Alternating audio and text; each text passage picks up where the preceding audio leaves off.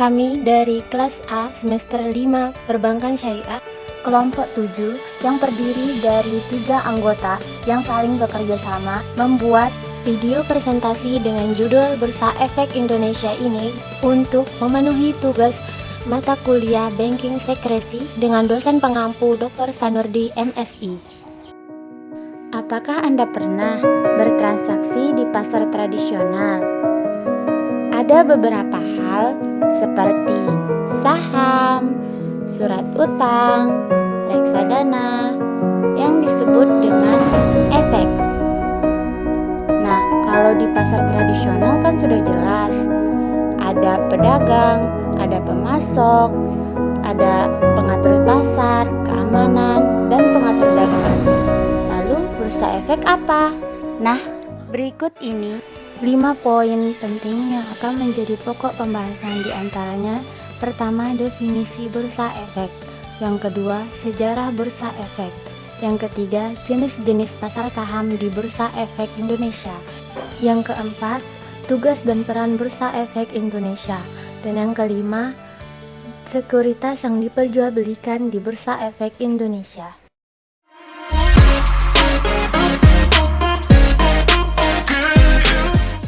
Definisi bursa efek. Bursa efek sendiri memiliki sebuah arti, yaitu sebuah tempat jual beli, sementara efek sesuai dengan Undang-Undang Nomor 8 Tahun 1995 tentang pasar modal adalah sebuah barang yang didagangkan di tempat jual beli tersebut. Efek yang dimaksud termasuk surat-surat berharga seperti saham dan obligasi. Bursa efek adalah pihak yang menyelenggarakan dan menyediakan sistem dan atau sarana untuk mempertemukan penawaran jual dan beli efek pihak-pihak lain dengan tujuan memperdagangkan efek di antara mereka. Jadi Bursa Efek Indonesia atau BEI ini merupakan bursa efek yang menyediakan wadah bagi perusahaan untuk menambah modal dengan menerbitkan saham dan obligasi kepada masyarakat. BEI ini beroperasi dengan memfasilitasi pembelian dan penjualan efek antara investor dan emiten secara keseluruhan.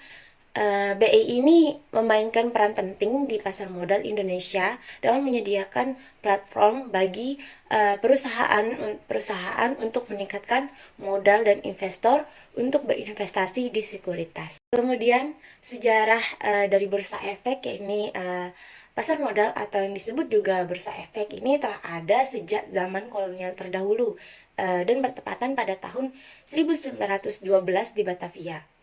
Ketika saat didirikan oleh pemerintahan Hindia Belanda untuk sebuah kepentingan pemerintah kolonial atau disebut VOC, walaupun pasar modal sudah terbuka sejak 1912, pertumbuhan serta pengembangan pasar modal tidak berjalan dengan lancar.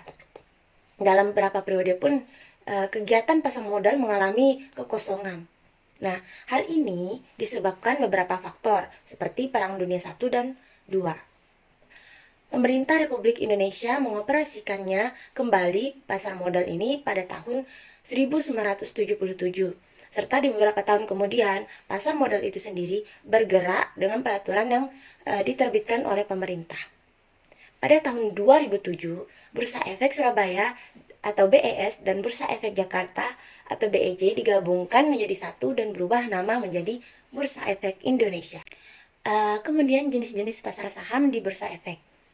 Yang pertama itu yakni pasar reguler, yang merupakan sebuah pasar yang dimana perdagangan efek di bursa yang dijalani berdasarkan proses tawar-menawar secara lelang yang berkesinambungan atau continuous auction market oleh para anggota bursa efek melalui JATS atau Jakarta Automated Trading System.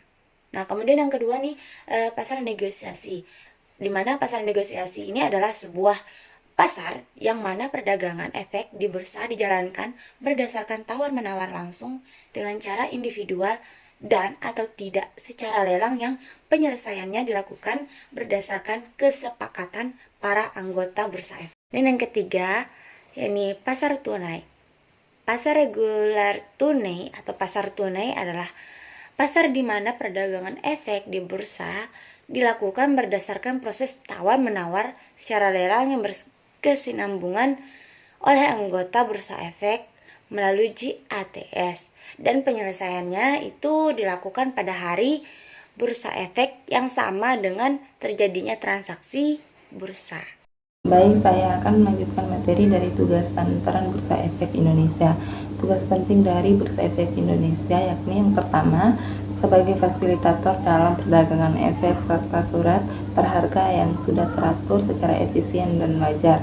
Tugas yang kedua merupakan menyediakan fasilitas serta mendukung mengawasi setiap aktivitas anggotanya. Tugas yang ketiga, menyusun sebuah rancangan anggaran rutin tahunan dan mencatat penggunaan laba sebelumnya dengan membuat laporan kepada OJK yang berperan mengawas pasar modal. Selanjutnya materi yaitu peran penting dari Bursa Efek Indonesia, yakni yang pertama itu sebagai fasilitator pada perdagangan efek. Rincian dari tugasnya yaitu menyediakan sarana untuk jual beli efek, membuat peraturan yang berkaitan dengan kegiatan di bursa, berwenangan untuk membuat catatan semua instrumen efek, melakukan upaya untuk memproses likuidasi instrumen, melakukan transparansi terhadap seluruh informasi bursa. Terus yang kedua, sebagai pengawas jalannya transaksi efek, maka peran dari Bursa Efek adalah berperan penuh memantau seluruh transaksi efek, berperan mencegah terjadinya kecurangan atau kebohongan harga, mempunyai kewenangan untuk menghentikan perdagangan ketika menemukan bukti pelanggaran yang dilakukan oleh emiten. Terus yang terakhir, memiliki hak mencabut efek ketika menemukan pelanggaran aturan tertentu. Selanjutnya itu sekuritas yang diperjualbelikan di BEI. Yang pertama itu saham. Saham didefinisikan sebagai tanda penyertaan modal seseorang atau pihak badan usaha dalam suatu perusahaan atau perseroan terbatas dan salah satu instrumen pasar keuangan yang paling populer. Yang kedua itu obligasi. Obligasi merupakan surat utang jangka menengah sampai panjang yang dapat dipindah tangankan yang berisi janji dari pihak yang menerbitkan untuk membayar imbalan berupa bunga pada periode tertentu dan melunasi pokok utang pada waktu yang telah ditentukan kepada pihak pembeli obligasi tersebut. Yang ketiga itu derivatif atau produk turunan, merupakan kontrak finansial antara dua atau lebih pihak-pihak guna memenuhi janji untuk membeli atau menjual aset komoditas yang dijadikan sebagai objek yang diperdagangkan pada waktu dan harga, merupakan kesepakatan bersama antara pihak penjual dan pihak pembeli. Yang keempat itu reksadana, wadah yang dipergunakan untuk menghimpun dana dari masyarakat pemodal atau selanjutnya diinvestasikan dalam portofolio efek oleh manajer investasi. Jenisnya seperti reksadana pasar uang, reksadana pendapatan tetap, dan reksadana saham serta reksadana campuran. Yang terakhir yang kelima itu produk syariah. Produk syariah adalah produk yang dihasilkan atau ditawarkan oleh lembaga keuangan yang mengikuti prinsip-prinsip syariah Islam. Sekian, terima kasih. Demikian video dari kelompok kami. Semoga bermanfaat. Wassalamualaikum.